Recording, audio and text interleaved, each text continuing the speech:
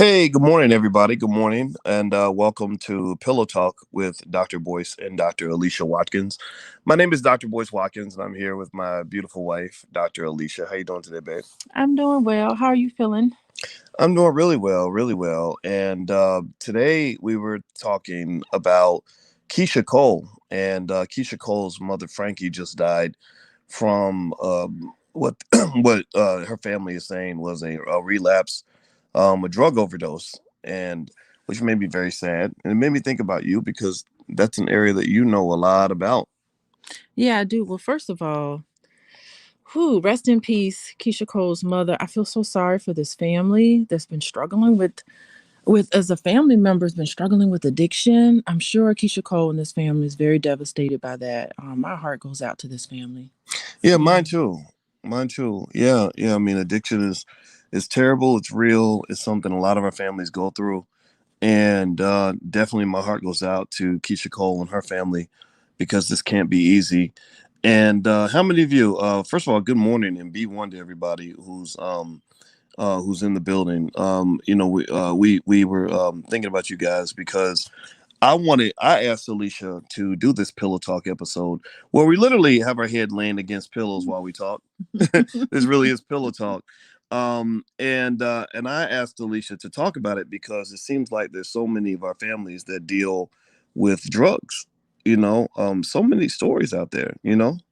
It's really terrible. I know I used to work at I used to work at John Strozier Hospital, which is Mm-hmm. the Cook County Hospital, and it was the saddest day to see, some of the drug users that would come in there. And so I worked with them very on daily basis. And a lot Mm. of times the family members would call me in desperation and just say, what am I supposed to do? Especially the mamas.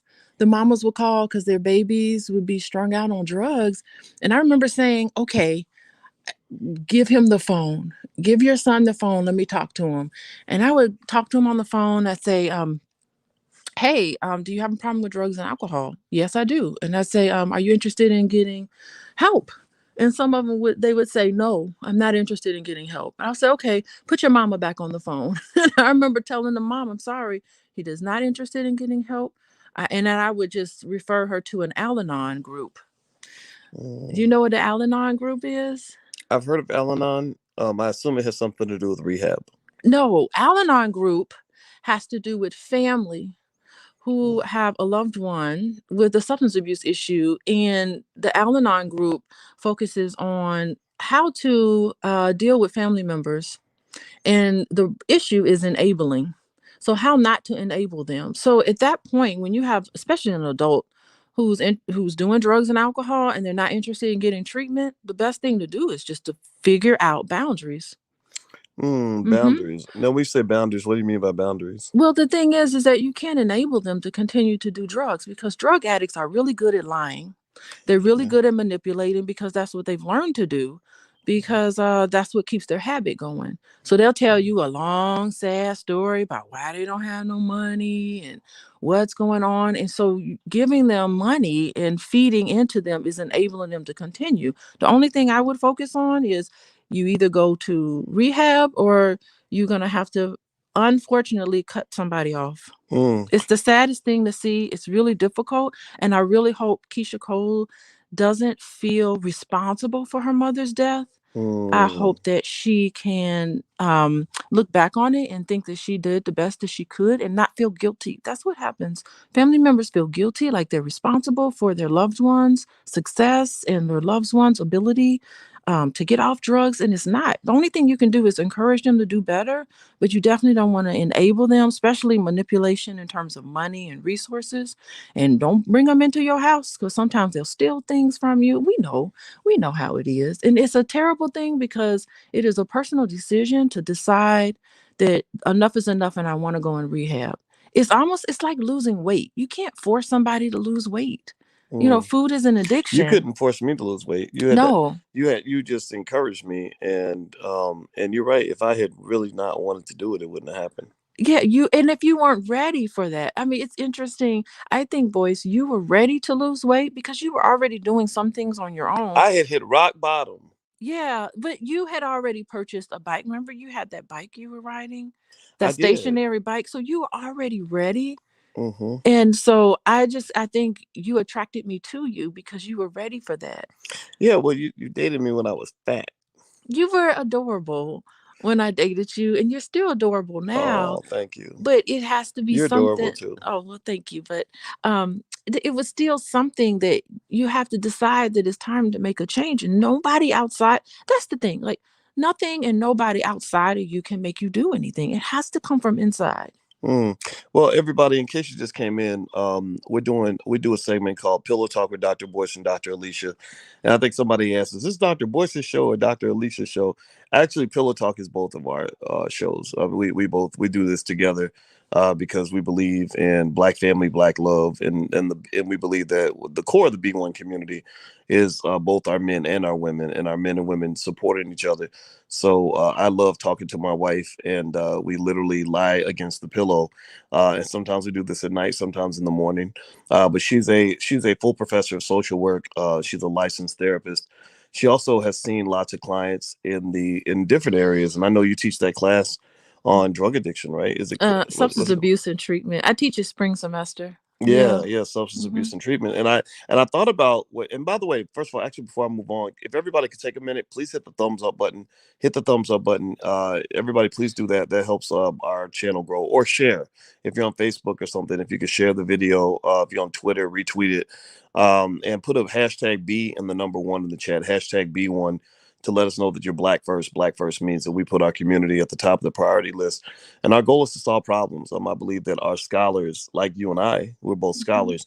One of the things that we have to do as scholars is we have to focus on the problems in our community. Use our expertise instead of going and sitting at these big white universities and doing a bunch of stuff that doesn't matter. How about we focus on our people first and prioritize our people as the number one? So put a hashtag B1 in the chat after you either share or subscribe or like or something, because we really need your support, because we need smart people out here, not just the crazy people that they want to put out there in front of us.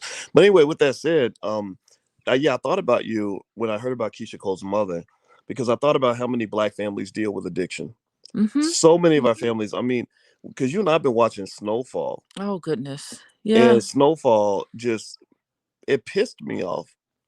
It made me so mad to sit there and see the CIA selling billions of dollars of crack or of cocaine in the Black community. And then we saw the scene where, because it's modeled off Freeway Ricky Ross, which is a guy that both you and I both know. Yes, I Freeway. do know I Freeway. had him on my podcast, and this was before we dated. I don't know if y'all noticed, but before Alicia and I even dated each other, she had met Ricky. She knows Rick from he came to speak at your Yeah, so he university, came. and then you talked to him a lot, like, beyond that. Yeah, tell Well, him. sort of. So he came to my university. We did a social justice symposium and panel. We had a huge thing because that's our focus at the university is social justice. Wonderful program, wonderful criminal and social justice major. And so one of the really great professors, he would be a good one for you to get in contact with. He's like so intelligent. He was actually on crack as a professor at St. Francis at my university, and he was actually on crack, and he talks about his story publicly, but he was on crack, he got off crack, he got a PhD, and he's an academic faculty member. And he knew Freeway Ricky Ross because he was from South Central LA. He's from that area, and he's Mm. here in this area. He and his wife are phenomenal. Love them, love them. They're not with the university anymore, but they were like fantastic. So anyway, they brought him in, and I got to meet Freeway Ricky Ross. I had dinner with him. I also had dinner with Michelle Alexander. Oh, Oh another my great lady. goodness. And it's funny that that's And both also of them are from the same that's another area. funny coincidence, because I knew Michelle very well as well. Before we even, you and I did not, we were friends, but we didn't know that we both knew Michelle. We didn't know that we both knew Ricky. But yeah, Michelle and I, we had the same assistant, the same booker for Oh, speaking. really? Yeah, it was so funny because Michelle, they were reaching out to her like 5 times a week for like these speaking engagements, offering her all Hmm. kinds of money. And she's such a good person. Like she was like, no, I want to spend time with my family. Like she wasn't out chasing the money. And so what happened was is Michelle Alexander actually helped me make money because I'm like I'm not I don't fit in the mainstream media. White liberals hate me, white conservatives hate me, so I'm kind of in a bad spot. Right? I'm just like 100% black. And but what would happen is that whenever the place couldn't get Michelle, somebody would be like, well, did you ever look at Boyce Watkins? And so I would get the scraps. I got Michelle just getting her scraps. I probably made $80,000 to $100,000 just from her scraps, just from the engagement she did not want. This lady, she was so in high demand, and I loved it because at that time Russell Simmons and I were working on that campaign against or to get the Obama administration to change their policies on drugs and incarceration, and it was a hard battle. Shout out to Russell actually because Russell was really being pressured by the White House to back away from that. They were like, don't put this pressure on Barack. He doesn't need to do anything for black people. That was kind of the feeling I had, was that they were like, well, black people just love him. He doesn't have to actually do anything in terms of policy. And we were like, no, if they love you, you need to do something. And I want everybody to know that that was a hard fought battle. That and what we did was I wrote the letter. You can go look it up. It's out there online somewhere. I wrote a letter to Barack, and I basically just said, look, drugs and the war on drugs and mass incarceration has obliterated the black community. Like there's so many families affected, and you were elected kind of on a promise on that you were going to help fix some of this. I'd like for you to help keep that promise. Like do what you can, and I had to be really nice and polite, even though I had a lot more I wanted to say. And we wrote this letter, and the plan was I would go get all the scholars to sign. Like I went and got the Michelle Alexanders and the activists and the Jesse Jacksons and people like that. I signed. You You got me to you that's sign. right. My You name signed. is on You there. signed. I That's forgot. what's You up. did. You did sign. You did sign because the scholars gave the letter legitimacy in terms of activism and academia and everything. He went and got the celebrities. He got. I mean, everybody from Rick Ross and Lil Wayne to Will and Jada. I think Will and Jada signed. Um, who else? Even the Kardashians signed. Even Justin Bieber. White people signed. Justin Bieber I don't. signed I don't it. even talk to many white people. I don't Look hate them at or anything. him. I just don't talk to them. I talk to black people most of the time. But Russell, he's very well connected, so he got a lot of celebrities. Chris Rock, Jamie Foxx, uh, I think Carrie Hilson, like people like that, right? And so all these celebrities signed this letter. So the White House started getting really nervous. They were like, "Whoa, there's a lot of pressure building up." Because all these celebrities are signing this letter asking Obama and Eric Holder to change their policy on the war on drugs.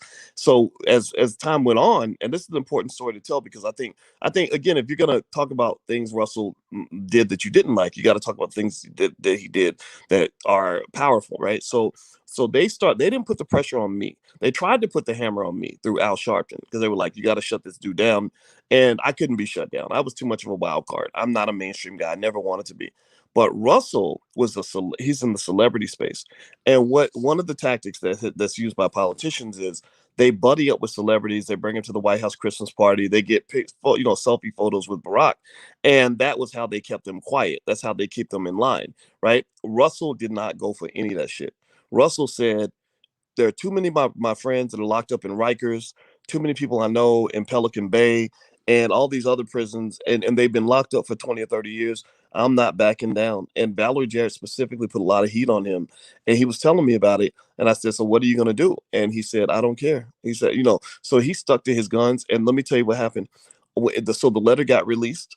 And then you know who set it off? Guess who really popped it off? Y'all won't believe this.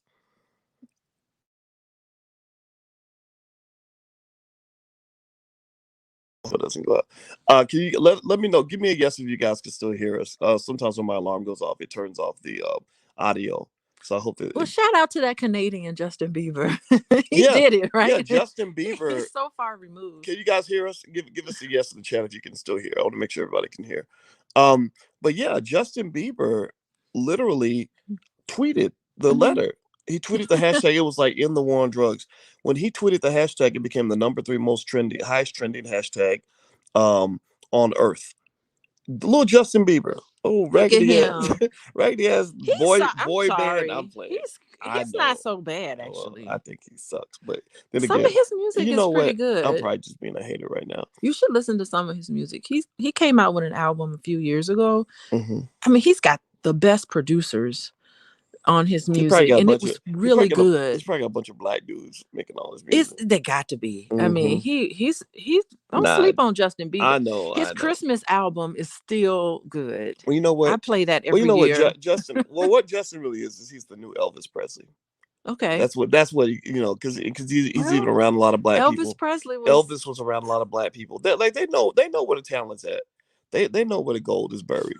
You know, but anyway, I'm just kidding. Shout out to Justin Bieber because when he tweeted that out, the White House buckled. That was what it took that much work to make them fold, and they actually made at that point they made one of the most significant mass incarceration announcements in the last 30 years. And you know, and so that's something I think is because this drug thing, it's affected so many people. I'd be curious to ask this question, and I'm gonna be quiet because I said a lot. How many of you have had a relative that's struggled with drugs? How many of you got a parent that dealt with drugs, a child that's on drugs, a spouse that was using drugs? Like people just around you, or maybe you dealt with drugs. Somebody in your family locked up over drugs, selling dope, using dope, killed over dope. Give me a yes in the chat. Shout out their names, because I think that these people need to be memorialized because people don't understand that the war on drugs and the whole crack era, that was a Holocaust for black people. Like that, hmm we deserve reparations for that. hmm Like that, like people need to take black pain as seriously as we take white pain. Like if this happened to white people, we would understand. Like when white people started using meth and heroin, they made that a national issue, right? So I think for black people, we need to like really acknowledge what we've gone through, and stop just thinking it's supposed to happen to us just because we're black. I'm done talking. Go ahead, babe. Yeah, no, I had a lot of thoughts, but yeah, I know.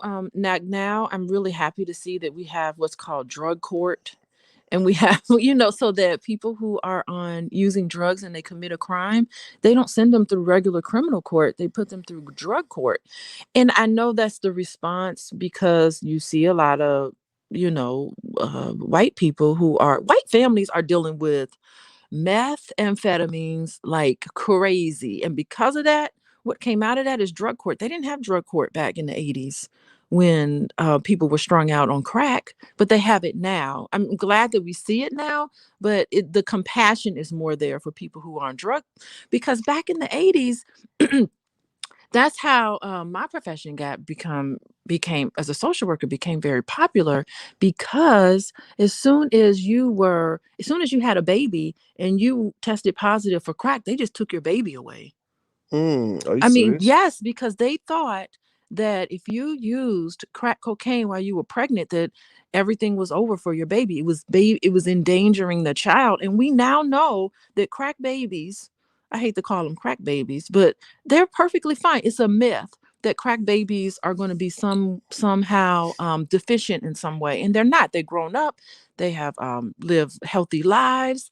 They're intelligent. They're really smart. So all of the there was a lot of misconceptions about crack baby that come to find out none of that was the case, that not only an entire generation was wiped out because of crack cocaine, but they were wiped out because they just swooped those babies away from their mothers and put them Mm, into foster care, and that created huge state run foster care programs. And which, how is it that we're going to take you away from your family and friends, and I mean, your mom and your parents, just because they're on crack? Well, right now what they do is if you and your child test positive, they now put you and your child into a rehab facility.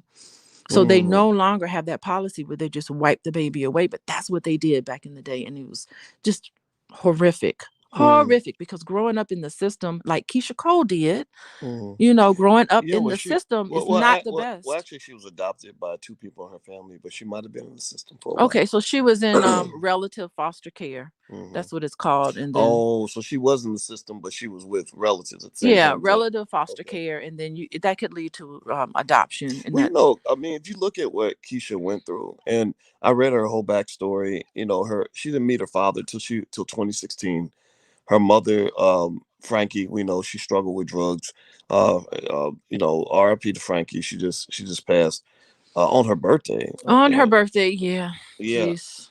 and if you look at her backstory, I mean, you and I were tripping over the fact that Keisha, like the deck was stacked against that poor girl because she was born in 1981 in Oakland, And remember that episode in Snowfall where they literally, I got to check to see how historically accurate this is, but they literally laid it out like Oakland is where crack began. Like that's the genesis Patient of zero. crack. Yeah, patient like Person zero is 19 right yeah, there. I mean 1981 in Oakland, Jeez. right where crack started. And it's not a coincidence to me that crack started in Oakland because remember that's where the Black Panthers were. Yes.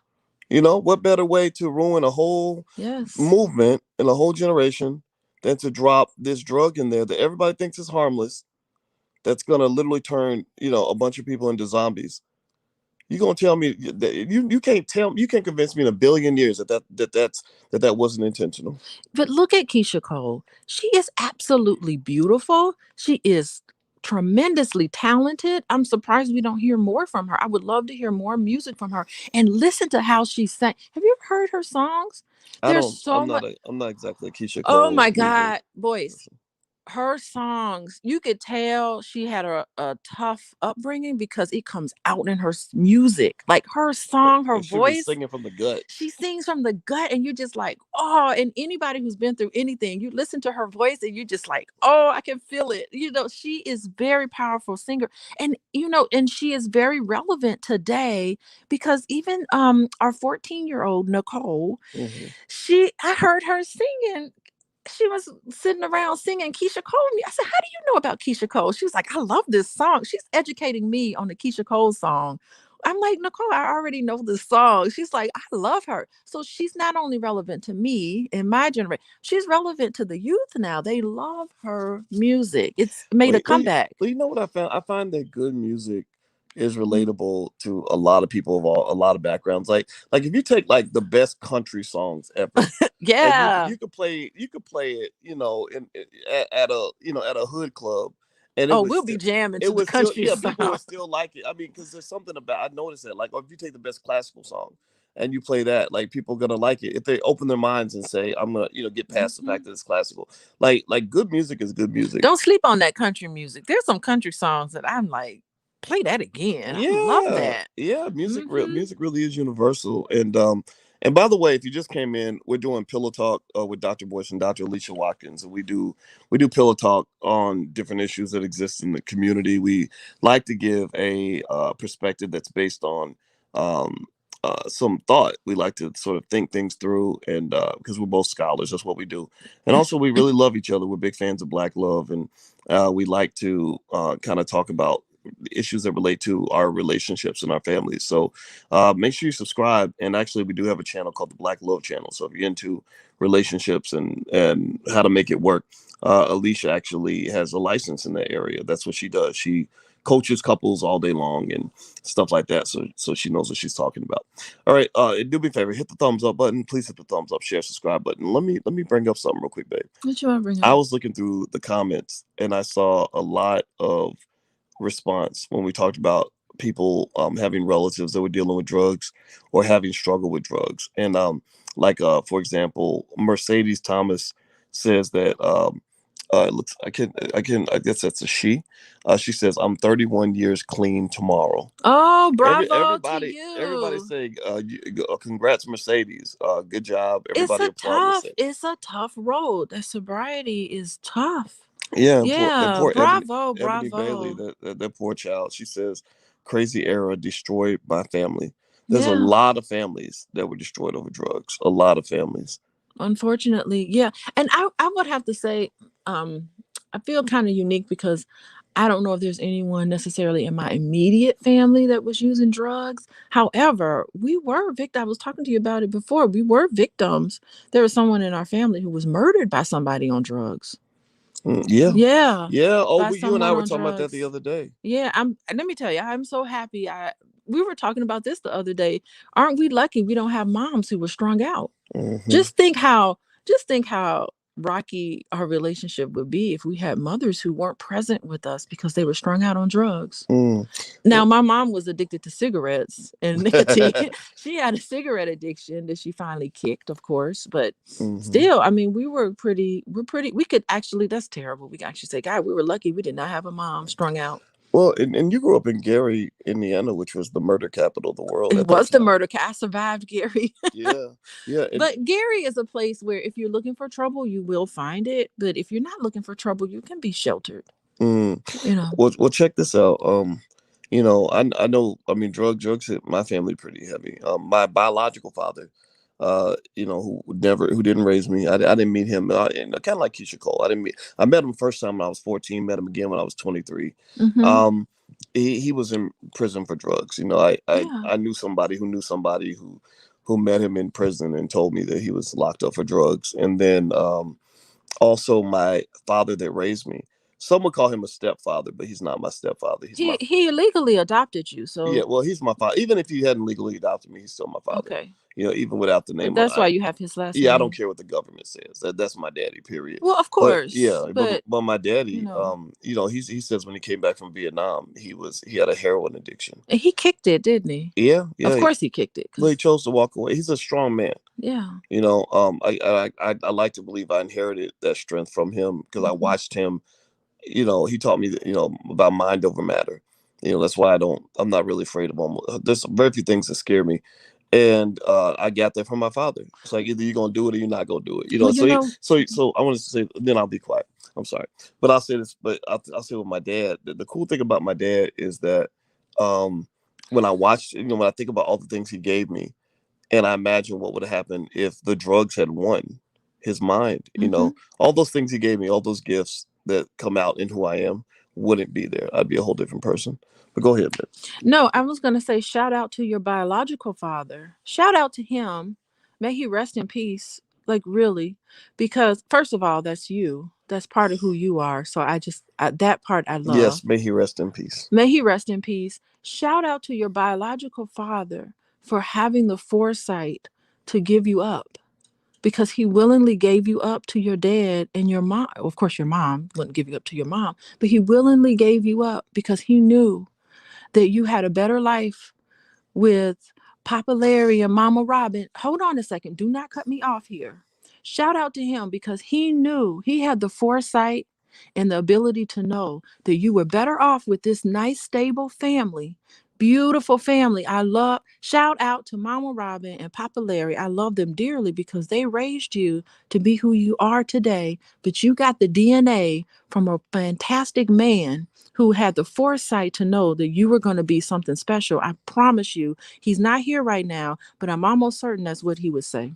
Well, And thank you. I just want to I don't. say I I appreciate love it. hold on, I love all of you all. I love all of you all for you having that experience because you would not be the man you are today. I adore you and I think you are beautiful. I think you are a wonderful man.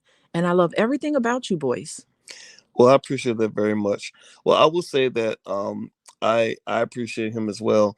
I don't see it the way you see it. Like I don't see him giving me up as this wonderfully altruistic decision he made against his will. Because I met his other Not kid. against it's I not met a, no hold on a wait, well second. It's not wait, against hold his on, wait. I'm will. gonna jump in though. Me and you gonna have to go back and forth on this because I done met this man's other kids. I had Mm-hmm. a long conversation with my siblings and who were in the house with him, and it wasn't the fairy tale that you described. He wasn't a guy that he did not seem like a person they admired immensely. Okay, but can So I say something? yeah, go ahead. Okay, because he wasn't the man at that time because of what he was struggling with because he had struggles. Everybody has struggles. For some reason he knew that he wasn't the man. And you have his name. His name is Boyce, just like yours. And My dad was gonna change my first name too. He just didn't. I'm glad he did not because Boyce is the one and only. I don't know anyone else named Boyce other than you. And There's you there's a superintendent of public schools in hold on a Arkansas second. who's named Boyce Watkins. Did you know Okay, but whatever. This is not, that? no, Boyce, I want you to listen to this.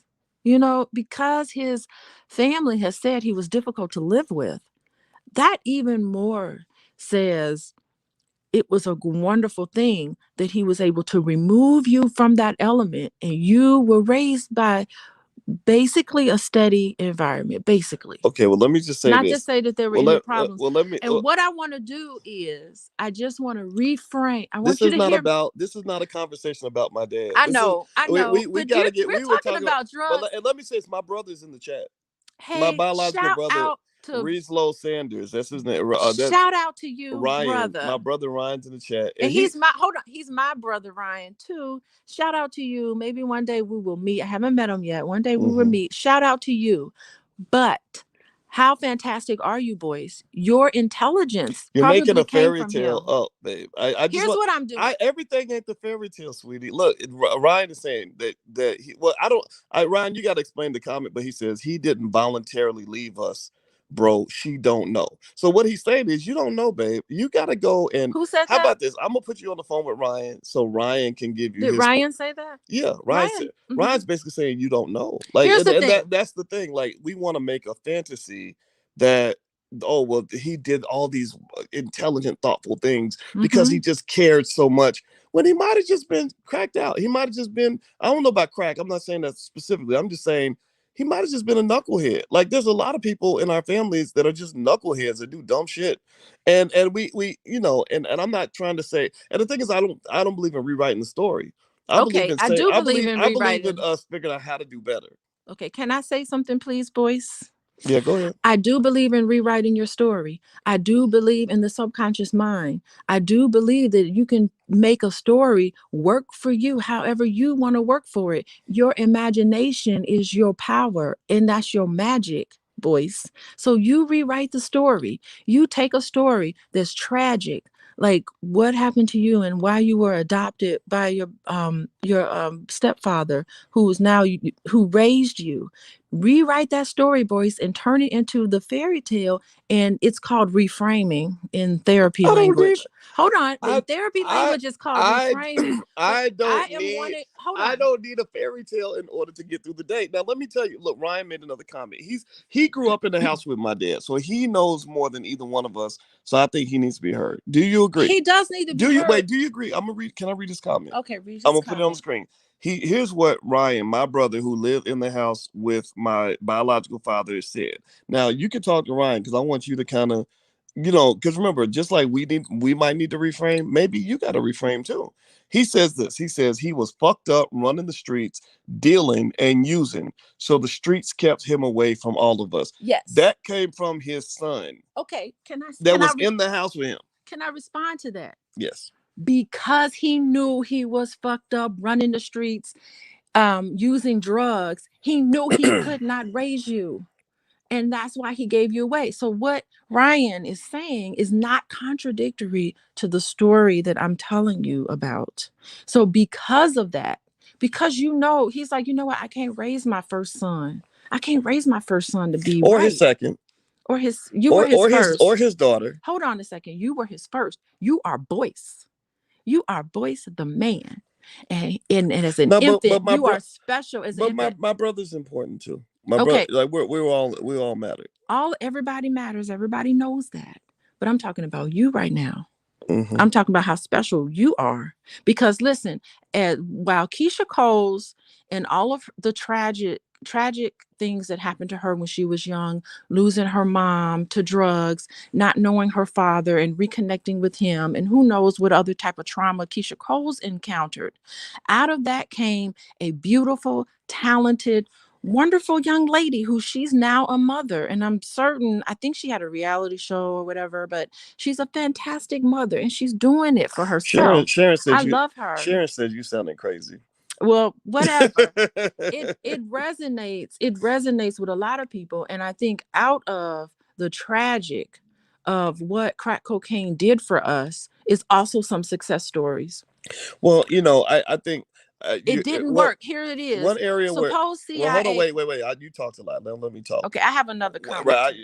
you can make your comment, but I'm gonna say Mhm. this: as far as I want to put the topic of my father to bed because we were talking about Keyshia Cole and her family. I want to talk about Mhm. that, but I will say I can agree with you that I thank him for giving birth to me, Yes. and that's it. That's Yeah. that's where I get off the. Ain't I'm not and this whole idea that because I was messed up, I did the wise thing by giving you away. I'm just old school with it. I'm looking at black folks saying don't give your goddamn kids away. Like, don't, no, I don't care how messed up your life is or how hard things are. You need to step up, take care of them. I mean, those kids are looking up to you. They need you, Okay, you I know. So totally. that's Mhm. where I'm at. But I go ahead. totally 100% agree with you, boys. I totally 100% agree with you. But there must have been something where he says, I can't do right by this." And so I think that it's really selfless, because a lot of people could, like me, I'm not I am not courageous enough to give any of my children up because I'm selfish. I only think about myself, but if there was ever a situation where I'm down and out, and there's a situation where I feel like my child could do better by being in another environment, much, much better, it would be a very difficult decision to make. I'm saying that as a social worker, I have dealt with adoptions. I have dealt with mothers at Cook County Hospital who have given up their children for adoption because they know that they don't have a good life, and they know that there's a beautiful family who's willing to adopt, their baby. And I've been there during that interchange, boys, when, because a mom has 72 hours to change her mind, no question. And I have been with mothers who've made that very hard decision to give their baby up for adoption because their life is not looking right. And they had to give, and they see that there's a beautiful family willing to take them in, and they know that their child will have a better life. It is an awful decision to make. And anybody in here who's adopted, who has been adopted, just know that your birth mother had a lot to deal with, because I've seen it. Okay. The tears and the anguish and the nervousness of the adoptive family who has 72 hours, knowing that those 72 hours you can change your mind at any time. It is Okay. really a remarkable Okay, that's experience. a great point you made. So Hmm.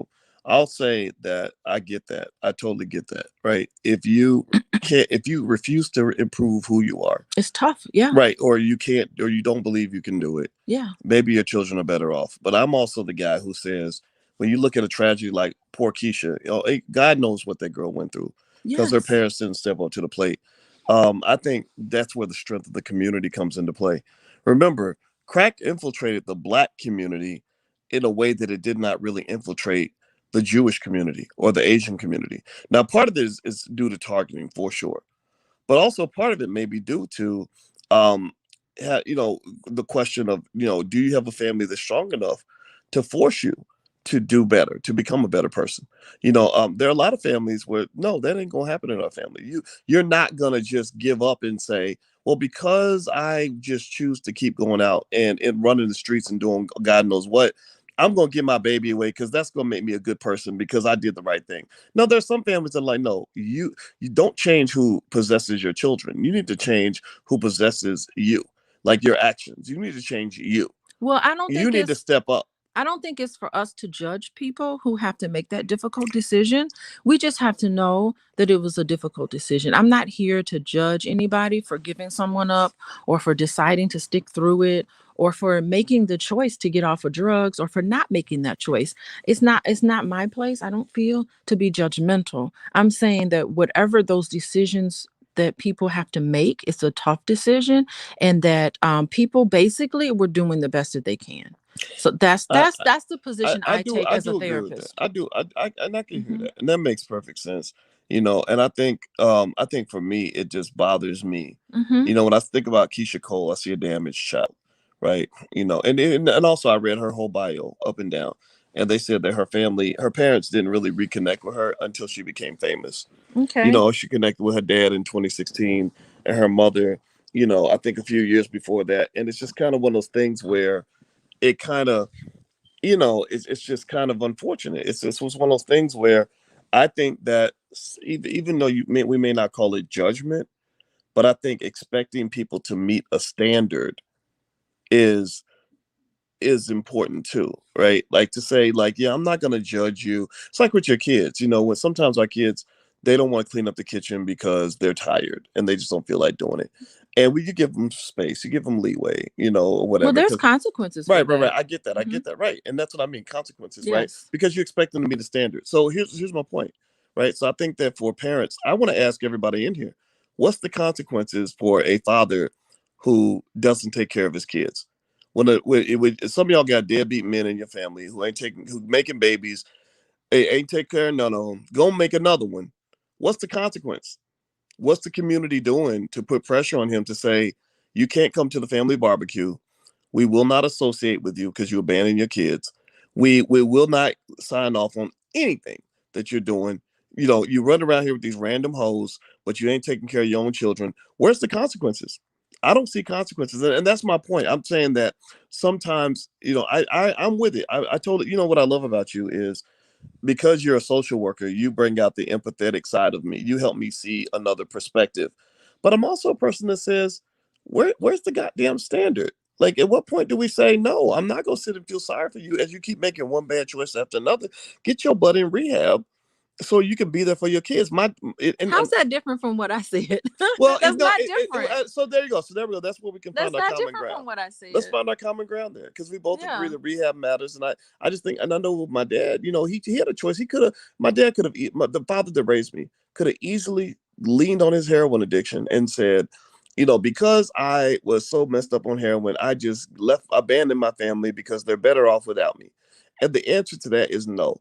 We wouldn't have been happy having a drug addict in the house, but we were very happy having a real man in the house, a man who met a standard. So no, we wouldn't have been better off if he had just said, "Well, I just knew they'd be better off without me because I couldn't turn away from that heroin." No, he chose to turn away from the heroin. He said, "I'm gonna do whatever it takes because you can get off these drugs. They got rehab out here." They got plenty of rehab. Right. It's your choice. Right. And that's the thing. I think what you wanted to talk about was Keyshia Cole in terms of her having a mother who's strung out on drugs and how difficult um, those decisions are that she probably made or did not feel like she made in terms of her mother's sobriety.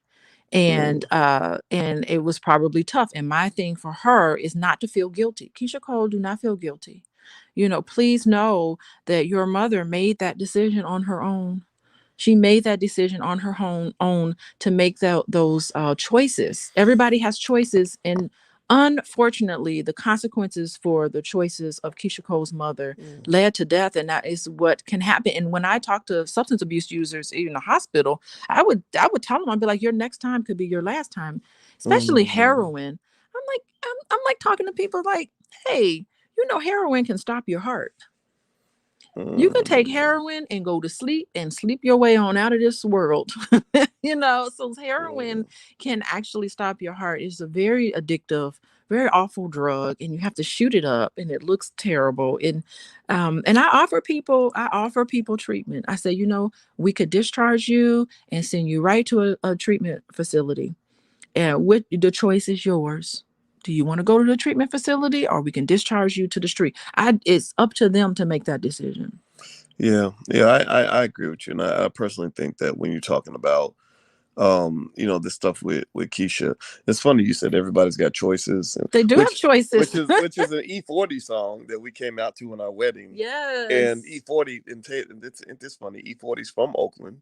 Right? Uh-huh. Isn't that where Keyshia Cole's from? How ironic It's is that? let me tell you, good talent out of Oakland. Oakland is a special place. Oakland is I want to go there and get a little bit of that talent. I It's want one of my Oakland top 3 or talent. 4 cities in the world. Because my favorite cities that I've given speeches in are Brooklyn, Oakland, Houston, London. Those are 4 cities that I really love. Whoa! Shout out to Brooklyn. Talk about talent. That's where hip hop music began. Just in smart black people. Go ahead. I'm sorry, you were talking. I didn't mean to talk over you. I know I talked over you. My apologies, babe. I just was saying shout out to Brooklyn because that's another magical place where great music came from. Magically Me is correct, and she says E40 is from Vallejo, not Oakland. But I Vallejo, what is that? The Bay Area. Oh goodness. Of the gay area. It's all kind of that area. Yeah. Well, you know what? I'll tell you what. It's sad, and my heart goes out, to Keyshia and her family. And a lot of people don't know this. Keyshia Cole was mentored by Tupac, and Tupac told her that he wanted her to write hooks on some of his songs, and that was the day he died. He died the same day he said to her, I guess, called her and told her, I want you to write some hooks on my songs. And then she died. Then he dies. Yeah. And she also performed with Tony. and her career got started with MC Hammer. She met MC Hammer. So this is Bay Area, Bay Area, Bay Area. It's like all that talent in the Bay, and I think that's kind of cool. We don't really talk much about MC Hammer. Well, you know what, But he was MC he Hammer. was my favorite Well, artist. the interesting. Well, no, he was I'm not. gonna admit, He was not my favorite I artist, had but to have been in the second or third grade. He was my oh, favorite okay. Well, artist. if you're in elementary I school, was in then, elementary then that's school. okay. I don't know. Well, wait a minute. I didn't know any better. No, you weren't. How Not in old the was early '90s. wait, The '90s, you were a teenager. MC Hammer? No, You were maybe too. You were seventh, too eighth grown grade. for MC Hammer to be your favorite artist. He was. Well, you know what, Hammer. Actually, I ain't gonna lie. I like some of Hammer's songs. And what's funny about Hammer is you would hear these weird stories about Hammer, where there were people who were like, "No, Hammer's a gangster. Like he'll get people. He will get you killed if you mess with him." And I'm like, "What?" And this is some interesting stories about Hammer. And then now he's like a tech entrepreneur or something. I see him on commercials. Really? What commercial do you see Hammer on? I can't remember the name. Oh, it's awful. Is it like a potato chip commercial? Is it Oh, Doritos or something? Oh, it's so sad to see him well, I doing don't. that. Well, then again, we don't know where he's at. Maybe he's doing I well. saw him do a potato. I want to say he did like a mainstream commercial. Mm. Well, you know Yeah. what? Let me just say, as unpopular as it might be to say, I thought Hammer was talented. He was a great dancer. The parachute pants. Come on, Too boys. legit, too legit to quit. And remember, What? pumps in a bump, pumps in a bump. Yeah. We Come like the on. girls with the pumps in a bump. He can put it together. And then but my favorite, you know who my favorite Bay Area artist is, right?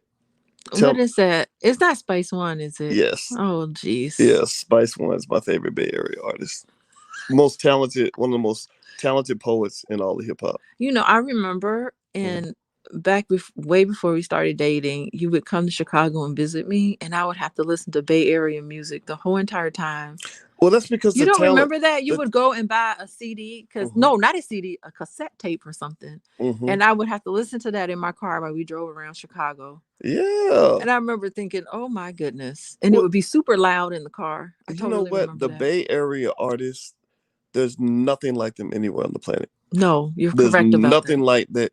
Like there's something about how they can just pull together the beats and the lyrics, and it almost sometimes it'll almost sound goofy, but it's not goofy, but it's great.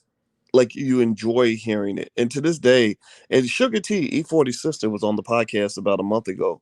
But shout out to Sugar T, very smart black woman, entrepreneur, really doing amazing things. Y'all remember Sugar T from Sprinkle Me Girl?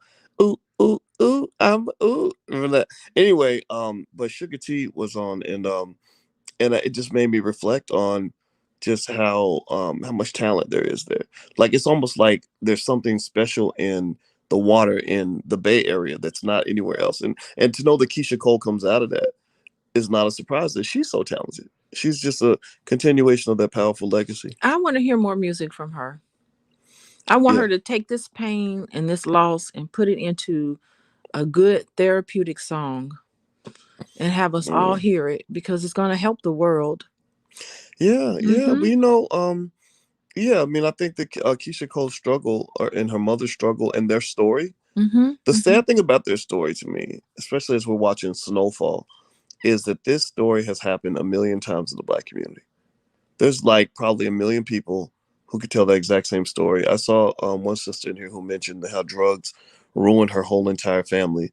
And there's a lot of families that got ruined by drugs. Like I told you about the family in Chicago that I worked with to help get the dad out of jail, and he sold a lot of cocaine, and they got him on a RICO charge. And a RICO charge, in case people don't know, means that you and all your known associates can go to prison. That means anybody who even did one little thing for you can go to jail. So they locked up him, his brother. They gave his brother 20 years. They locked up his sister, and they locked up his mother. And so the whole family was like gone to prison. So it's like if you think about it, right? Drugs can turn your whole family into addicts. Drugs could get your whole family killed. Drugs could get your whole family sent to prison. And then the survivors are all traumatized because we watched all these people go down, you Or know. we're very important people in our life who should have had a hand in raising us and making sure that we're okay. They were missing. Mm-hmm. I mean, it broke up the family. I mean, what more of a protection do you have with your family? And if you don't have a family, you're out there on your own. Yeah, yeah, and it's Yeah. sad. It's really sad. In fact, the Wall Street Trapper, he's a friend of mine, a good buddy. I love that guy a lot. He talks about how he was homeless at 13, and he did time in prison. And Uh-huh. again, it's like drugs, drugs, drugs. Just kind of all over the place. And I just think it's kind of sad. And But it's a healing that needs to take place, because how are you going to grow up and get married and have children and do some of the things correctly? How are you going to correct some of those wrongs when you grew up thinking, I can't trust anybody? If you can't mm, trust anybody, you can't get married. Marriage takes so much trust. yes, it I think does. about Keyshia Ooh, Cole's tumultuous relationships that she's had. yeah. I can't even imagine how she probably was triggered by some of the things that she experienced herself, Hmm. and the impact that that has on making a crazy, chaotic family situation. Yeah, Yeah. especially if your partner went through the same thing. Your partner went through the same thing. So here we got two trauma triggered people. And that makes good TV, by the way. Yeah, that's why those It makes reality. really That's good why they TV. make all those reality shows with these dysfunctional black relationships. And if you watch those shows carefully, I want y'all to pay attention. Pay attention to how many of those people on those shows have a tragic story about their parents being on Mm-hmm. drugs or being locked up, in prison. Like the drugs are everywhere, and I think that's interesting. So to some extent, it's like white people still profit on black pain and black Oh, trauma. big time.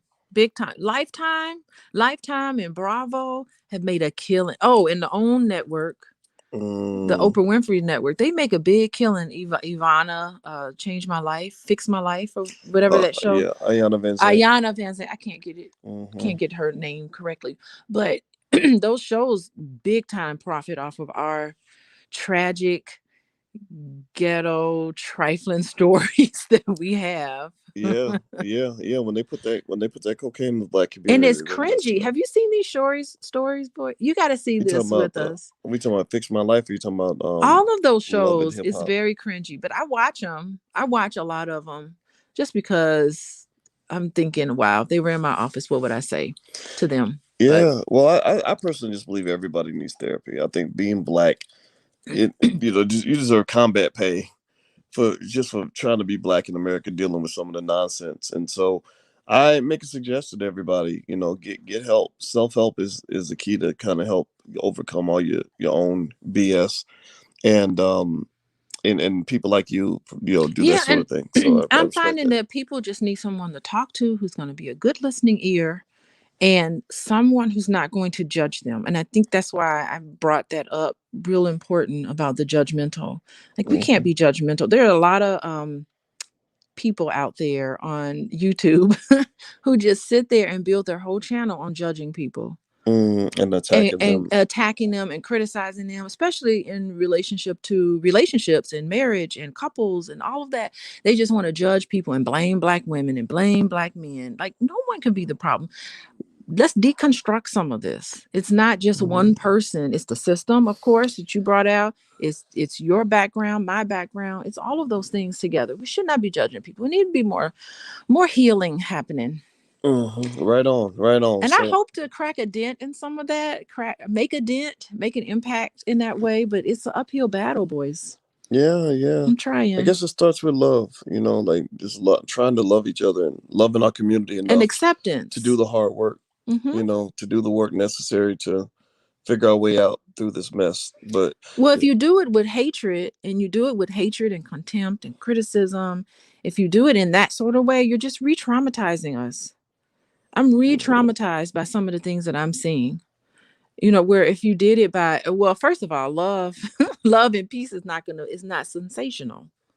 yeah, it's not. Hmm. It's not. I agree. Drama is sensational. Yes, it is. Yeah. Oh, yeah. They only want to traumatize people on TV. Somebody They yelling like and that. Yeah, screaming, yeah. Triggering each other, and calling each other's that's why names. these Real Housewives shows are very popular, and Love and Hip Hop and all this stuff. I like Real Housewives, by the way. Yeah, I know I'm you do. watching the Real Housewives of Potomac is back If you on. act like any of those women, I love you so much. I think you're gorgeous, but I never would have married you if you were like those women. They are. I can't, like.